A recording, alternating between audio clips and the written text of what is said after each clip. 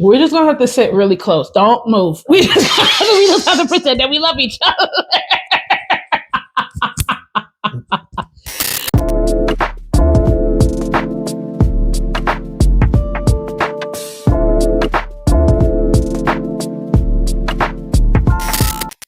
Sorry. We're back. And we made it to the end of Children of Blood and Bone. My name is Yasmin. I'm even. And welcome back to Exasperated. We obviously are running on like 2 hours or 5 hours or 1 hour of sleep. Roughly around there. Very roughly around there. So we are at the end of Children of Blood and Bone, and this one is going to be a little bit different. It's going to be a little bit shorter because we don't want to spoil the ending for you all. So we're just going to talk about the book, what we like, what we didn't like, some points that we might have missed, and then I might just say something really controversial and upset TikTok, and get us canceled. Get us canceled before we can take off. It's been a great run. It's been a great run. Like, I'm happy you were able to do this. Like, we can never hit the public stage ever again, but that's how it is sometimes. So let's get into it. We're going to talk about this whole book. Let's go.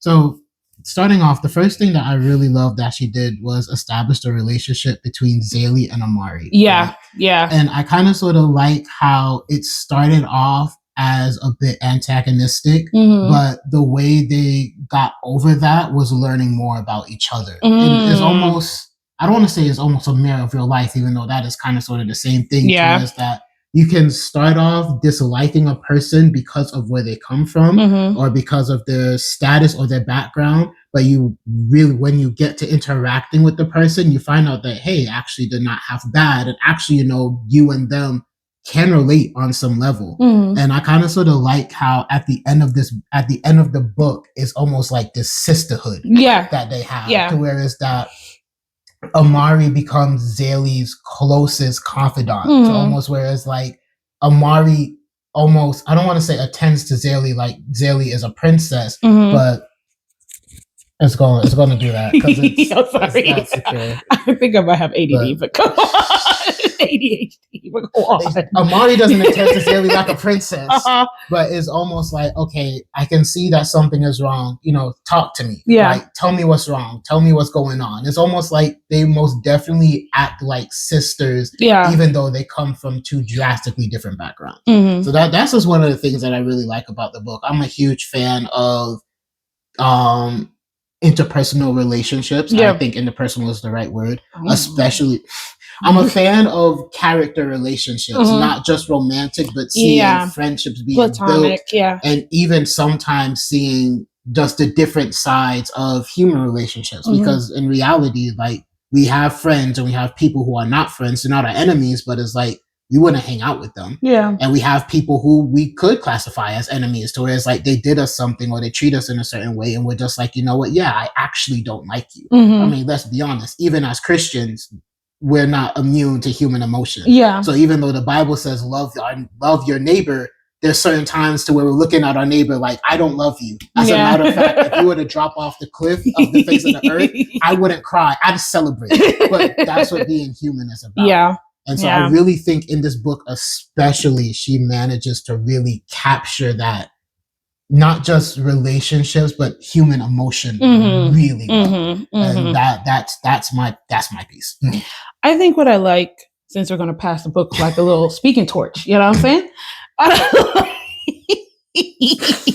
mean, I passed it to you, so why would you pass it to me? Like a little speaking torch, like I wield the power. Stop it. What I love about this book, gosh, so many things. I do like the character relationships in this book.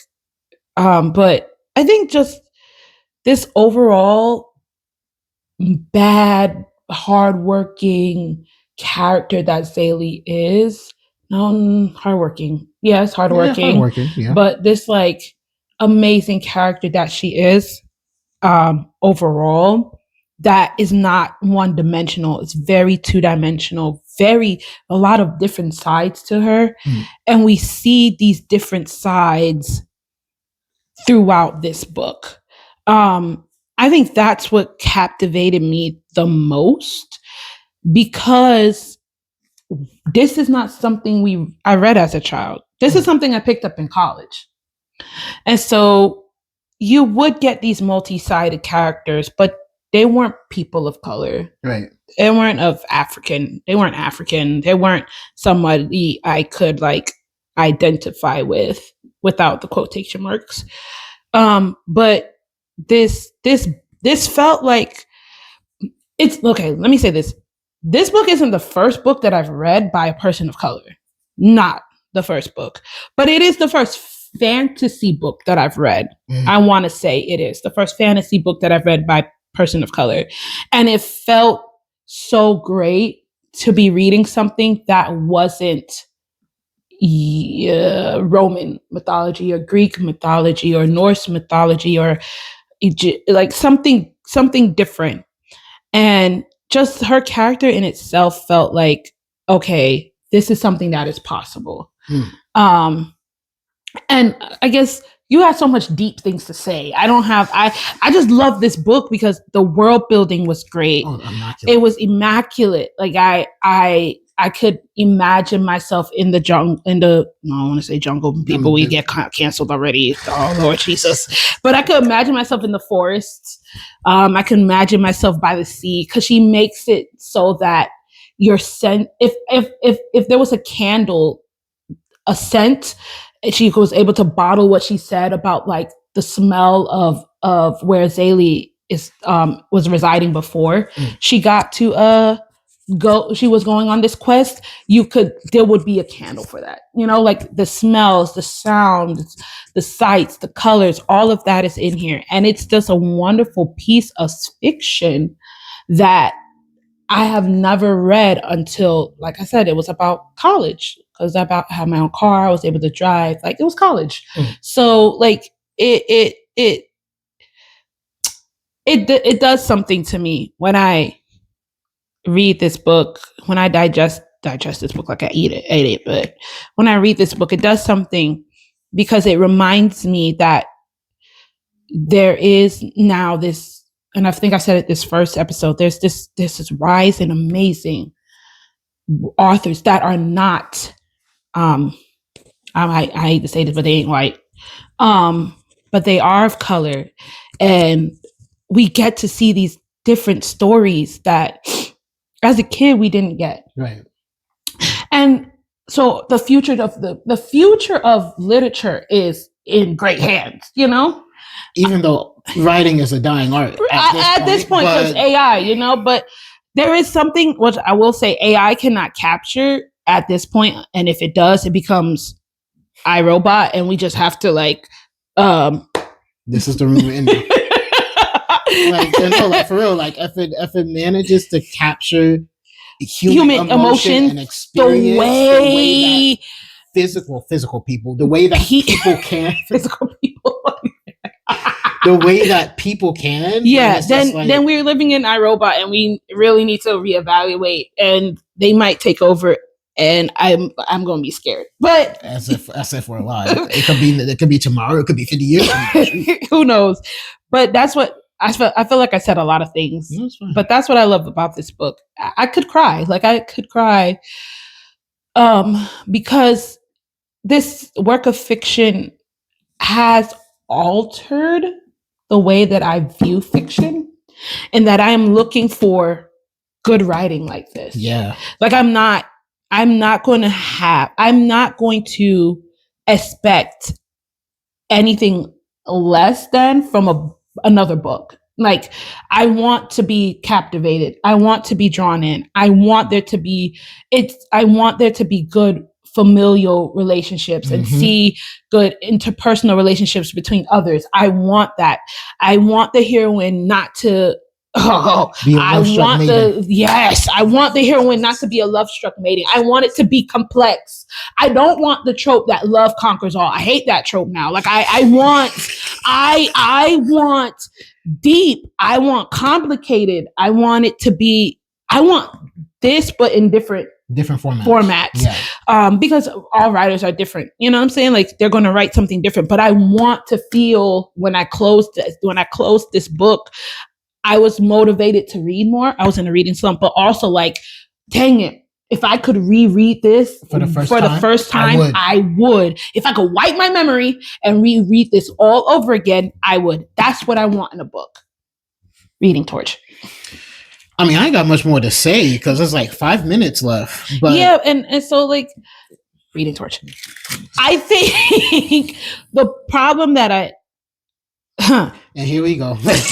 And here we go. The problem. The canceling. I don't have any problems with this book. Let me be very clear. I don't have any problems with this book. I think this book is a beautiful piece of art, and I am so glad this movie is happening because we don't get to see that. The problem that I have with social media is that y'all are full of crap. That's the problem that I have. You're full of crap, and there is this discussion about this isn't accurate. Now, mind you, this is a work of fiction. Like, can we be for real? Like, it is a work of fiction. And what I hate in not our culture, but what I hate in African and Black society is that we hold our own to an impossible standard that we do not hold others to. I said it once, right? I might as well get canceled. I said it once, right? I said it when you see African Americans portrayed or African Americans or just Americans in general portrayed in K-dramas or portrayed in anime. Or for our anime watchers, you know exactly where I'm going. The way that they are portrayed is almost like, I want to say almost like comical characters. Yeah. Like they're the butt of the jokes. It's very much like they're only inserted to... Jesus, I'm trying to find a neat way to say this. They're comedic relief. There's nothing serious about them. There's nothing serious about them. But we find that when our own is portrayed in this manner, at least let me not speak as if I'm so connected to the world that I know the general consensus. Right. But when our own is portrayed in this manner, it's kind of this, we just laugh it off. Oh, ha ha ha. Like, that was funny and XYZ ABC. Not to say that, we can't laugh at this stuff. Yeah. But it's disheartening to see that the very same way we would laugh at a wrong portrayal of Americans or African Americans or Caribbean Americans, or if you are of a person of color, the way we could laugh about that, but when it comes to our own, we're very much like, that's not right. That's not right. Oh, that there's no way she did her research, because if she did her research, then she would know that this wouldn't be that, or like this character wouldn't be named this way, or XYZ ABC. There's no snow. And I'm like, okay, I get it. And mind you, again, I'm not saying that research shouldn't have occurred, and I'm not saying that we should be blind to our inaccuracies. Right. Like, mind you, this is part of somebody's culture. I'm not saying that. Like, be critical. I'm not saying that we shouldn't be critical, because we're learning. Again, I'm not from Africa. I've never been to Africa. I could point it out on a map. I know where it is, but I've never set foot in Nigeria. I don't know anybody.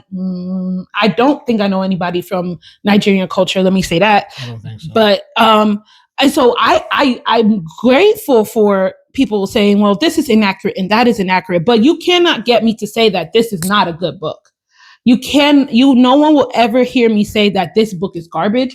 No one would ever hear me say that this book is trash. No one would ever hear me say that this book is a joke. Because to me, she's written this piece of fiction. She's written this piece of work, this piece of art. And mind you, like I said, there might be inaccuracies, but I wouldn't have known if there wasn't, if social media never pointed it out, if no one pointed it out.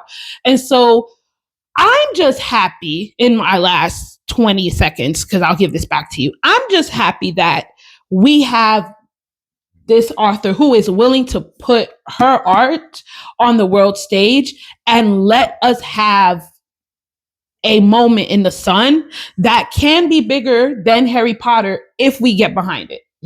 That's all I got to say.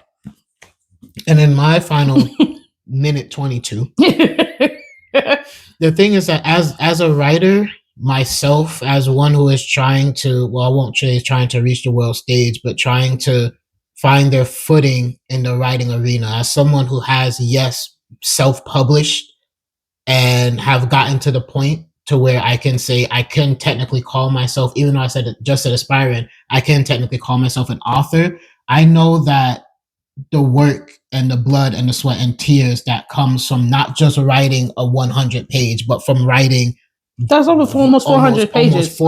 Almost over 400 over pages. 400 pages. Yeah. Like 523 pages. Yeah. I know this didn't happen overnight. Yeah. And if I remember correctly, like when she wrote Children of Blood and Bone, she was like, I think just like 20. She was in her 20s, early 20s. Early 20s. You may have been younger than me. So for me, it's like to see somebody of color, we may not come from the same place, but to see somebody of color build this world, fill it with believable characters, fill it with believable locations. Like, it's not just romance. It's not just tee-hee, the girl gets the guy at the end and everything is okay. It's not just, okay, magic comes back because the two main couples love each other so much. Like, no, like this I was going to tick off the whole fantasy genre.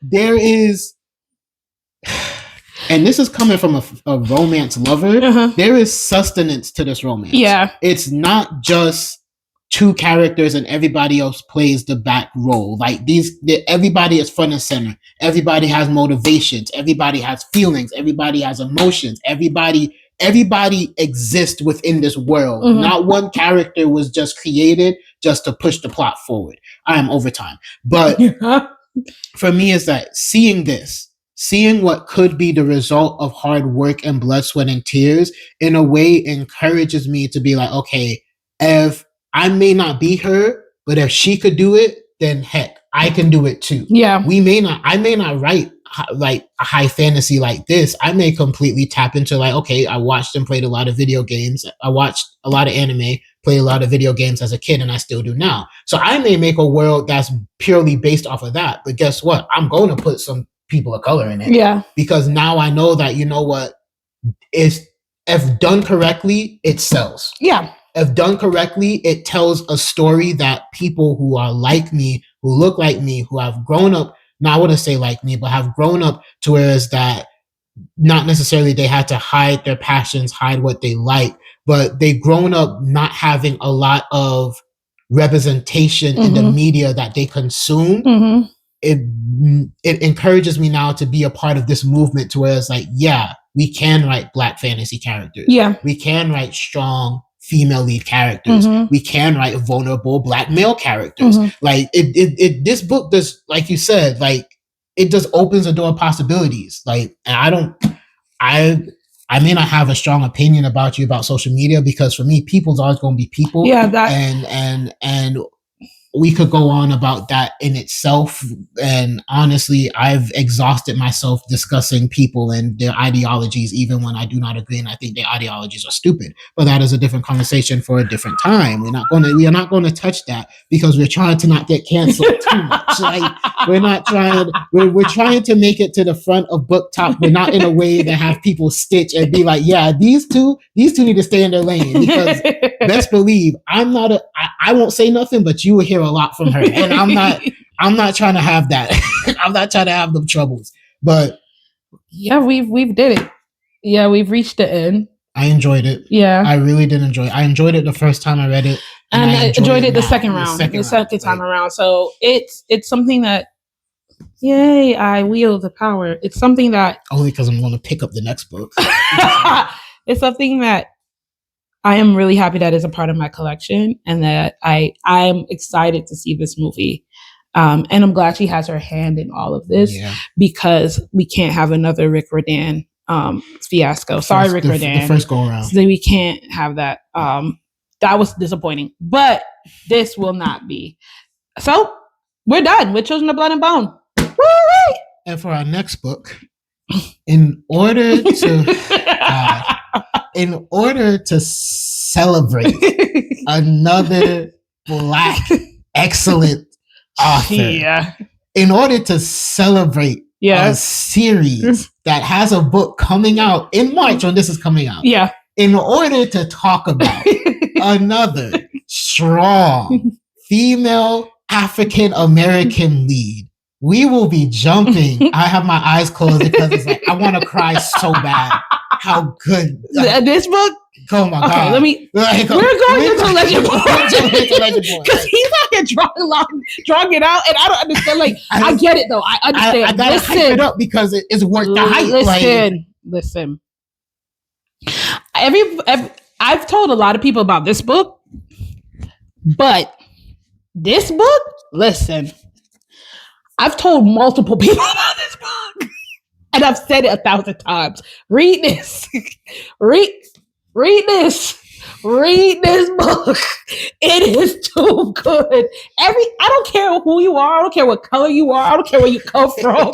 I don't care if you don't speak English. I'm pretty sure they make it in other languages. Okay, yeah. I'm pretty sure. Like, I'm not that crazy. Right? I'm not that nuts. I'm pretty sure they make it in other languages. Read this book. Listen, we are reading this book next. Hey, y'all. Listen, we've read it already, but again, we've read this one already, but every time we reread another book, we get more stuff out of it. Yeah. So we're reading Legend Born next because he was taking too long. I'm sorry. We're reading Legend Born next, and we hope that you guys will read along with us. Y'all, please like and comment and subscribe. We are poor. Well, not poor. We are struggling. Yeah, the struggling is the right word. I'd use that. Yeah. And we would love to connect with y'all. Like, come on.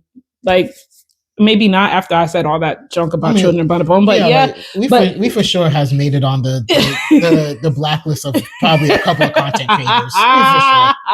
Like, and the funny thing is that if this is the episode that blows up, we are going to get a lot of stitches. Like, okay, see, this is the problem with people. They're Caribbean American, we're African. This is the problem with. Look, see, this is what slavery did to y'all. See y'all next time.